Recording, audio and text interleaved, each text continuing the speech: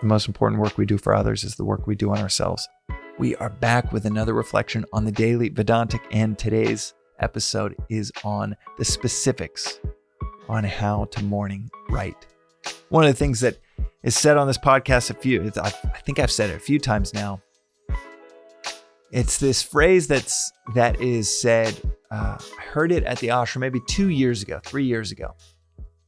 A student said, yes, Swami once told me that nothing matters outside of the hours of 4 to 6 a.m. It is one of the secret keys of this philosophy is to wake up every morning, study and reflect before the sun is up, before the world pulls you out of yourself, before your caffeine activates you and you're ready to go take on the day and your inbox is calling your name and the phone starts ringing. Those hours, Brahma Muhurtam, is typically seen as 45 minutes before the sun rises. So 4 to 6 a.m. is the shorthand. And it doesn't have to be for 2 hours. It could be from 5:15 to 6. In the beginning of it, it could be from 7 a.m. to 7:15 a.m. But recognizing, wow, I woke up a little bit early. I had that quiet time from 7:30 to 8. From 8 to 8:15, but earlier than when I typically sleep until 8:30. And wow, there was an unfamiliar but beautiful stillness in that time. And then you go to 7:30, and then you go to 7, and then you go to 6:30. And you discover the contemplative gold mine that is before 6 a.m. And again, it might be 15 minutes studying St. Augustine, the Gospels. You might be reading the Torah. You might read anything. It might be Emerson or Thoreau, but studying and reflecting on timeless wisdom before the sun rises. That is a secret key within the philosophy of Vedanta, that explicit, routinized approach to the day. The reason it needs to be daily, by the way, is because if many of these episodes are about the solution to the problem of our suffering, the root cause of our suffering, according to Vedanta, is attachment. Attachment to ego, attachment to name, fame, wealth, women, wine, men. It could be any one of these or a bunch of these attachments that cause our suffering. But the root cause of all of our suffering is attachment itself. And again, usually to many things. As the Buddhists say, the 10,000 things. And there is no cure for this attachment. It is like a virus. There's no cure for it. It's just daily inoculation.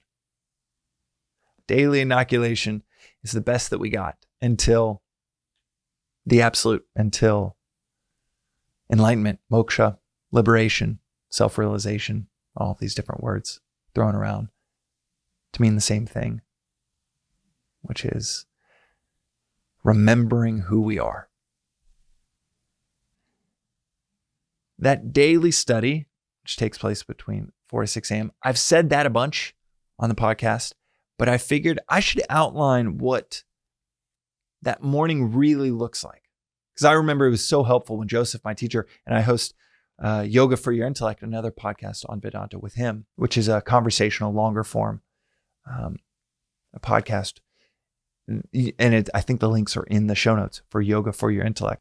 But you can also go to yogaforyourintellect.com or yfyi.co.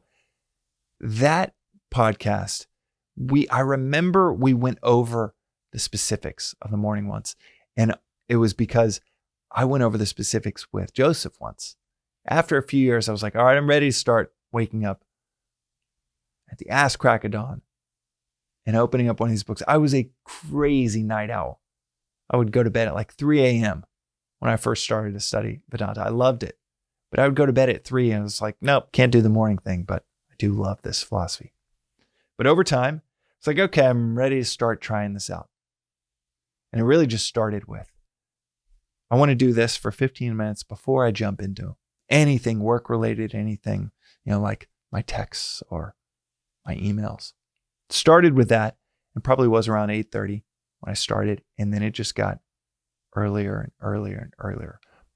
But the shift happened once I understood and heard from him the exact specifics of a great morning routine.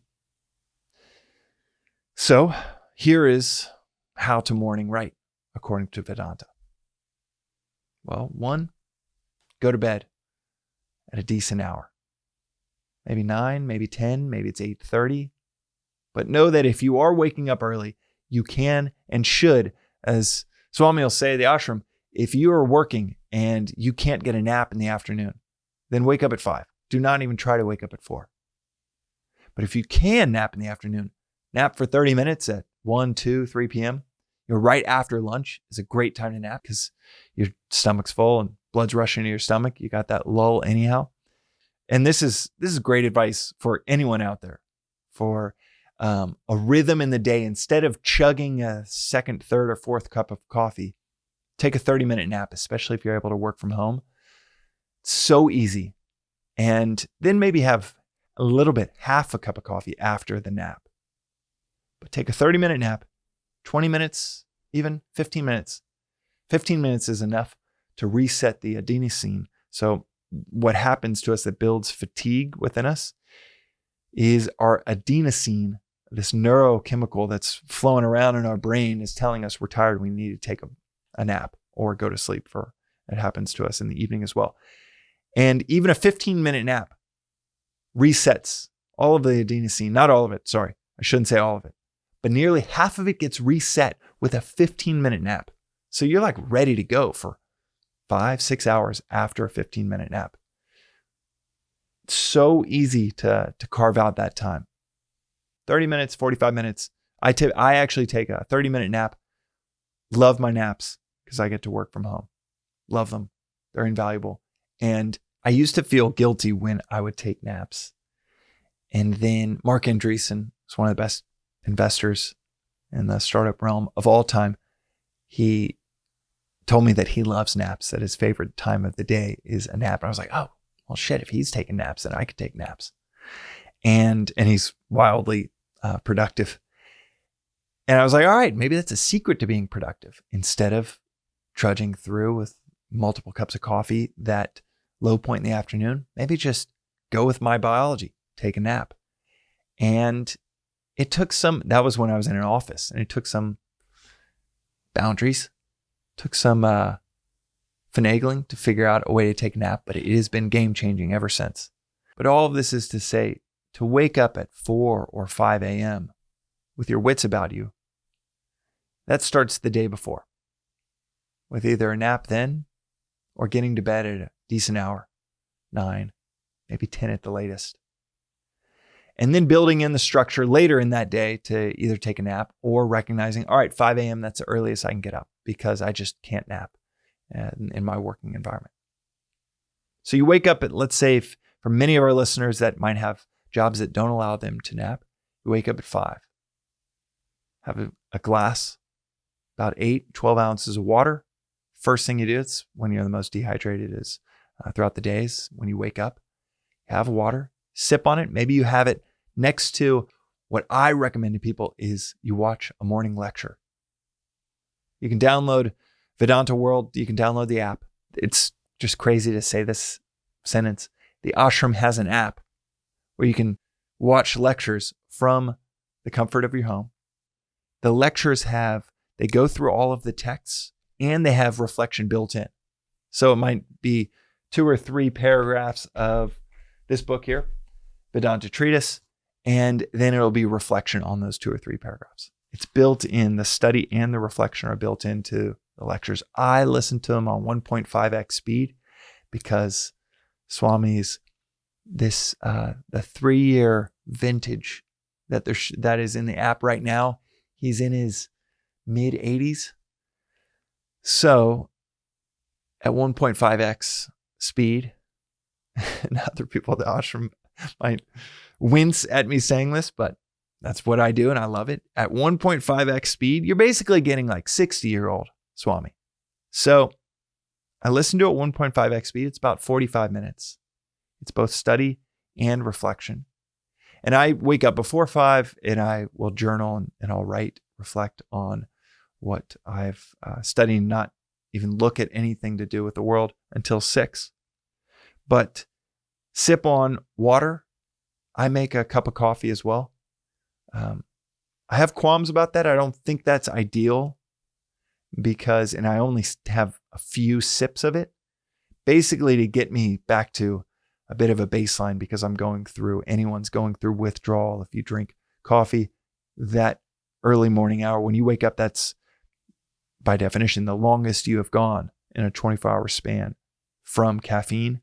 So there's a little bit of withdrawal that I'm getting rid of when I have a few sips.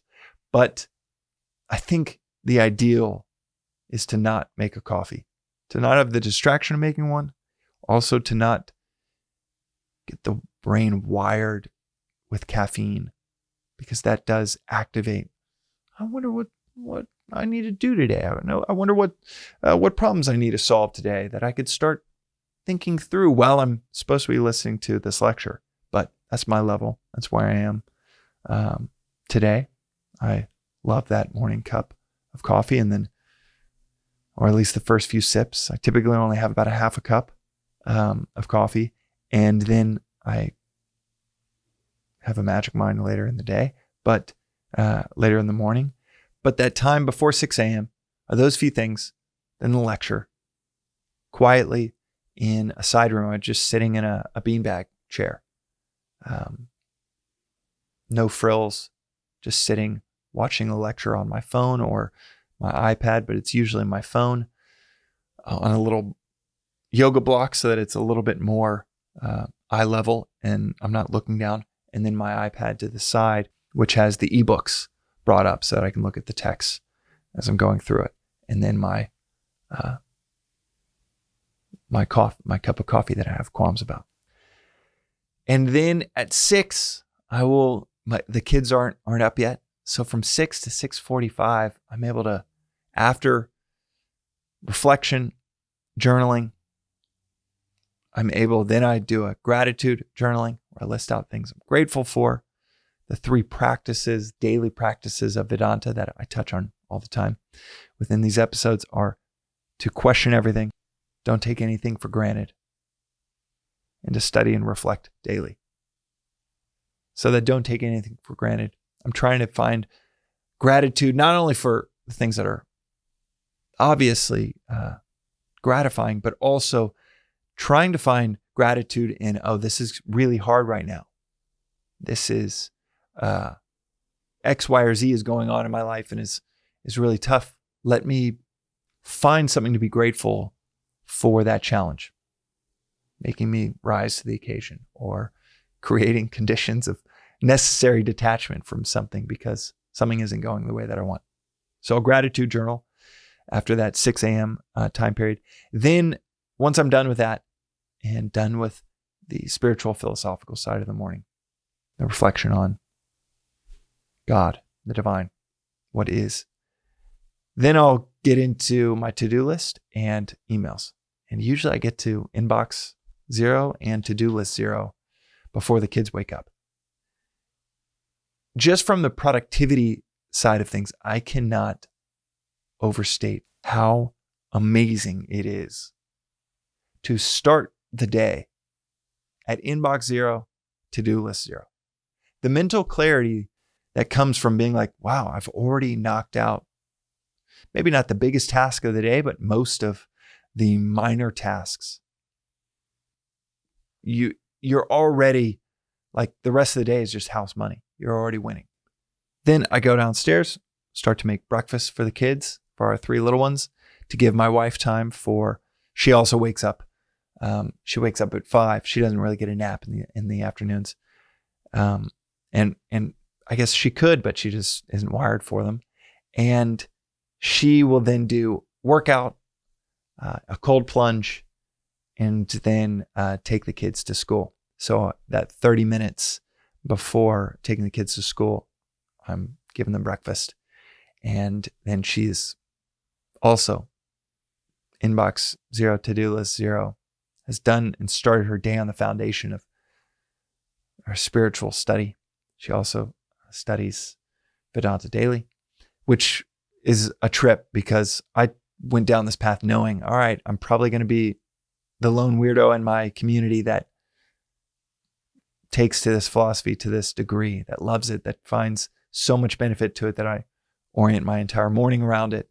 And then a few years later, as this philosophy says, the most important work we do for others is the work we do on ourselves. You become a walking advertisement for this philosophy. It's said in the Gita, when you take to this wisdom, it renders all actions attractive. I'm certain, I know that not all of my actions are attractive, but enough of them were to where my wife was like, I also want to take to that. I want to see what that philosophy could do in my life.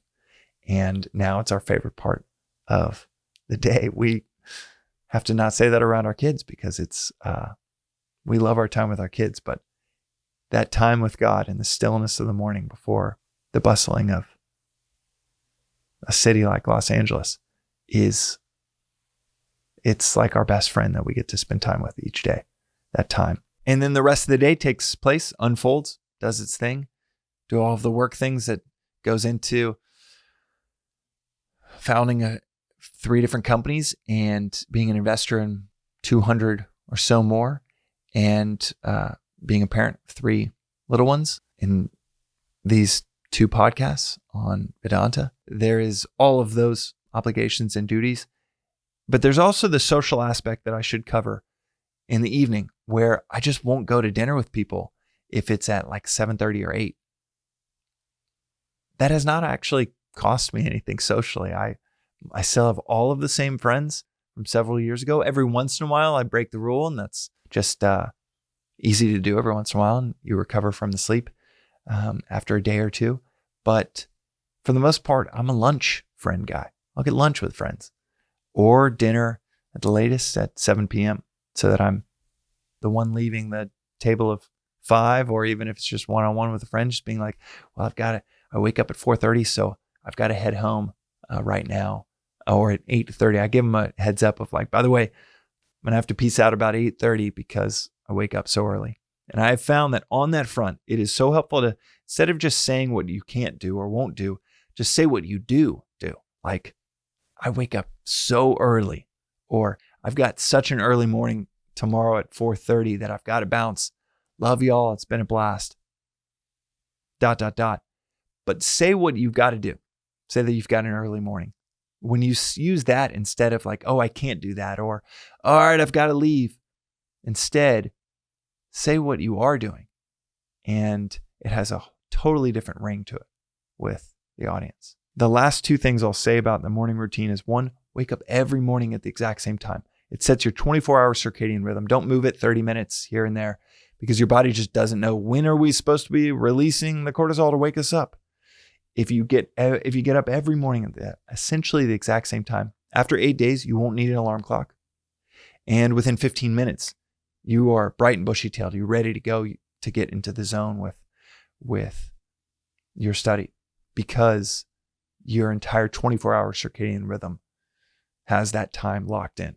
So get up every morning at the exact same time. And by day 8, day 9, you're just in a beautiful rhythm, waking up naturally without an alarm clock at that time. And the last thing that I'll say about this boundary of that time and even those social implications that I spoke about is that great lives are all about momentum. Building momentum in your career and your family life, your spiritual pursuits, building momentum. With any craft, with any investment of any kind, it's all about building momentum. And momentum is a function of balance, finding balance. When you find that balance, like the surfer, if you have balance, then you can ride the wave. If you don't have balance, you're never going to gain the speed to ride the wave. And balance is a function of boundaries. If you fire a bullet without a barrel in the gun, the bullet might go a few feet, maybe 15 feet. Just an explosion. And a lead ball goes 15 feet away from you. But if you put a barrel just 5 inches You focus that energy around boundaries. The bullet can go 1,000 feet at incredible speed. The boundaries that we set for ourselves, that is our barrel towards any goal that we have. Like I said, career, family, spiritual pursuits. Boundaries lead to balance. And if you have no boundaries, if you can't create boundaries, you will live a life with no balance. And sadly, you'll also live a life with no momentum. But if you can create boundaries where you're like, all right, I'm going to go through this shift in my life. Like I said, I used to be a crazy night owl, created a few boundaries, and now the morning time is my favorite time of the day. You have a few different uncomfortable conversations with friends when you leave dinners early. Set those boundaries. You're in bed, you're not binging through a Netflix show, but you actually set the boundaries, you stick to them. You end up building balance. Balance that is so worth it. You look back and you're like, how did I live life without boundaries? And that balance creates momentum. And momentum creates progress. And it all ladders up to a life that you want to live. So that's how to morning right. And vicariously through Swami's words of nothing really matters outside of 4 to 6 a.m., which is really just that is a euphemism for get that time right and everything else takes care of itself. Similarly, you get that time right, you get your morning right, and I'll refund your money if this ain't the case. But you end up getting your life right. Try it out for 2 weeks.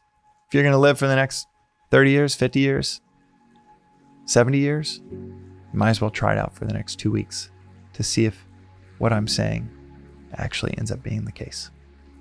That's today's reflection on the daily Vedantic. We'll see you next time.